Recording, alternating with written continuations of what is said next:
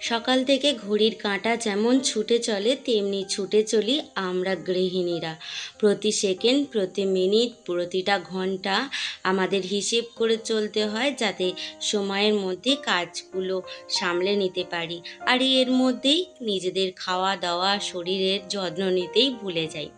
নমস্কার বন্ধুরা, আমি অনু, হ্যাপি লাইফ উইথ অনুর আরও একটা নূতন ব্লগে আপনাদের সকলকে মন থেকে জানাই অনেক অনেক স্বাগত।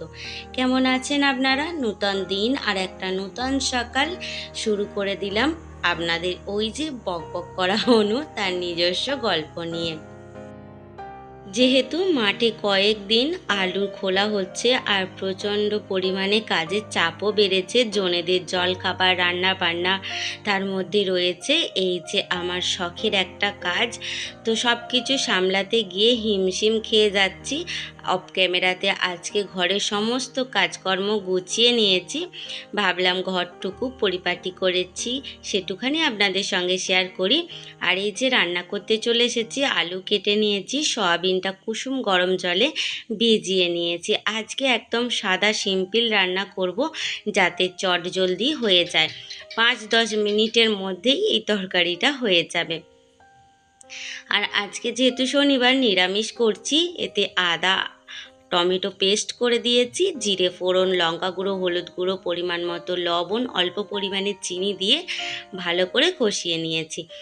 কষানো হয়ে যেতে তারপরে এই যে গরম জল থেকে ছেঁকে নিয়েছি আর চিপে জলটা ফেলে দিয়ে সয়াবিনগুলো তুলে নিলাম, নিয়ে ভালো করে কষিয়ে নেব। আসলে এটা যতটা ভালো কষানো হবে খেতেও ততটা ভালোই হবে। আর নিরামিষ দিনে এরকম রান্নাবান্না আমার তো খুবই ভালো লাগে। আর দেখুন আলুও দিয়েছি বেশ কিছুটা, দিয়ে অল্প করে রান্না করে নেব। আর কালকের একটুখানি টমেটোর চাটনি আছে, এই দিয়ে হয়ে যাবে। একটু মাঠে গিয়েছিলাম, তাই একটু ব্যস্ততার মধ্যে দিয়ে রয়েছি। আর ওই যে মাঠ থেকে এসে এত প্রচণ্ড পরিমাণে গলা শুকিয়ে গেছে, আর খিদেটা পেয়েছিল প্রচণ্ড, আর সময় মতো না খাওয়ার ফলে খিদেটাও মরে গেছে। ভাবলাম যে একটুখানি শরবত বানাই আর আপনাদের সঙ্গে সেটা শেয়ার করি।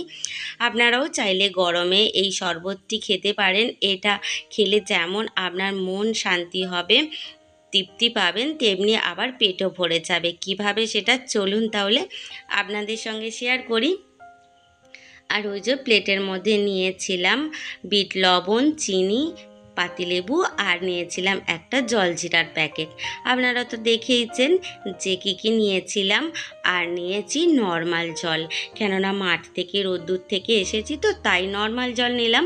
আপনারা চাইলে এখানে বরফ জলও নিতে পারেন, বা বরফের টুকরো এই শরবতটা হয়ে যাওয়ার পরে দিতে পারেন। আসলে একটুতেই আমার ঠান্ডা লেগে যাওয়ার প্রবণতাটা রয়েছে, সেই কারণে আর দিলাম না। তো ভিডিওর এই পর্যায়ে এসে বলি, ভিডিওটা যদি কোনো অংশে ভালো লেগে থাকে তাহলে প্লিজ চ্যানেলটা সাবস্ক্রাইব করে আমার পাশে থাকবেন, আর একটা মিষ্টি কমেন্ট অবশ্যই করবেন। আর এই যে চিনিটা দিয়ে দিলাম, আর দিয়ে দেব বিট লবণটা। আমি 1 গ্লাস পরিমাণে করছি, যতটুখানি প্রয়োজন মতো একবারে মেপে নিয়েছি। আপনারা চাইলে কমা বাড়া করিয়ে নিতে পারেন আপনাদের স্বাদ অনুযায়ী, বা ক গ্লাস করবেন সেই মতে। আর এখানে আমি জলজিরার প্যাকেটটা পুরোটাই দিয়ে দেব, আর অর্ধেকটা দিলেও হবে। একটুখানি এই গরম রোদ্দুরের সময় খাট্টা মিঠা খেতে বেশ ভালো লাগে, মানে টক মিষ্টিটা ভালো লাগবে বলে পুরো প্যাকেটটাই তাই দিয়ে দিলাম। আর লেবুটা আপনারা অবশ্যই বুঝে শুনে দেবেন, কেননা এই জলজিরার মধ্যে হালকা একটুখানি টকভাবও থাকে, সেই কারণে। আর এই যে আমার শরবতটার মধ্যে সমস্ত কিছু দেওয়া হয়ে গেছে। তবে বলেছিলাম এটা কিন্তু পেটও ভরে যাবে, শুধু তো এইটা খেলে পেট ভরবে না, তাই এর মধ্যে দিয়ে দেব ছাতু। আপনারা অনেকেই চেনেন বা অনেকে চেনেন না, যারা না চেনেন তারা একটুখানি দেখে নিন।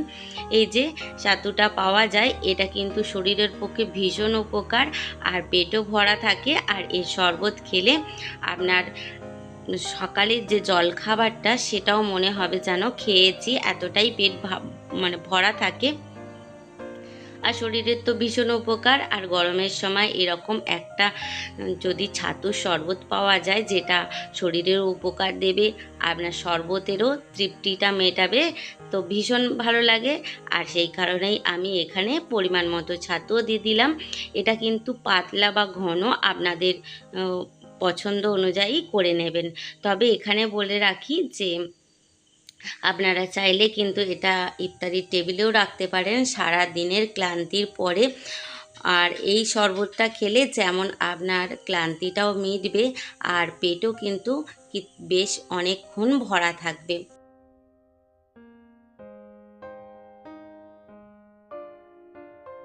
সারাদিন না খাওয়ার পরে শরীর তো ক্লান্ত হয়ই, এটা খেলে অনেকটা এনার্জি পাবেন।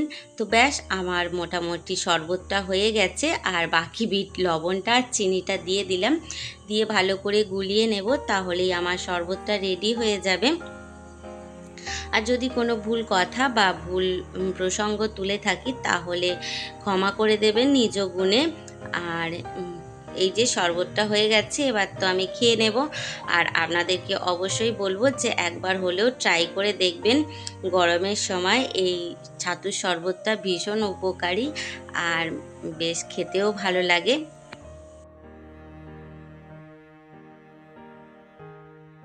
এই ছাতুর শরবতটা কিন্তু আপনারা জলজিরা ছাড়াও খেতে পারেন। আর ছোট থেকে বড় সবাই খেতে পারে, এতে পেটও ভরা থাকে আর অনেকক্ষণ খিদেও পায় না, যার ফলে আমরা গৃহিণীরা তো ভালোই কাজকর্মর এনার্জি পেয়ে যাব। তো এই যে কাছ থেকে আরও একবার দেখিয়ে দিলাম শরবতটা আমি কেমন ঘনত্বে রেখেছি। এটা কিন্তু আপনাদের পছন্দ মতো রাখবেন যে আপনারা কেমন ঘনত্বে খেতে চান। তাহলে আজকের আমার এই শরবতটা যদি ভালো লেগে থাকে তাহলে কিন্তু প্লিজ একবার ট্রাই করবেন আর অবশ্যই একটা মিষ্টি কমেন্ট করবেন। তাহলে আজকের মতো আসি, দেখা হবে আবার। খুব ভালো থাকবেন, নিজেদের খেয়াল রাখবেন।